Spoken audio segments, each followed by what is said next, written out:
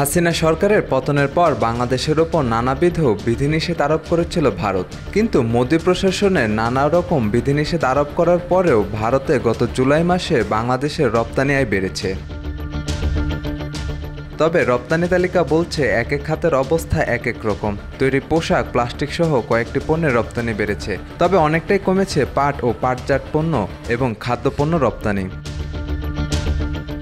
জাতীয় রাজস্ব board NBR এর হিসাবে গত জুলাইয়ে ভারতে মোট 14,94,00,000 ডলারের পণ্য রপ্তানি করেছে বাংলাদেশ, যা আগের বছরের একই সময়ের চেয়ে 4% বেশি।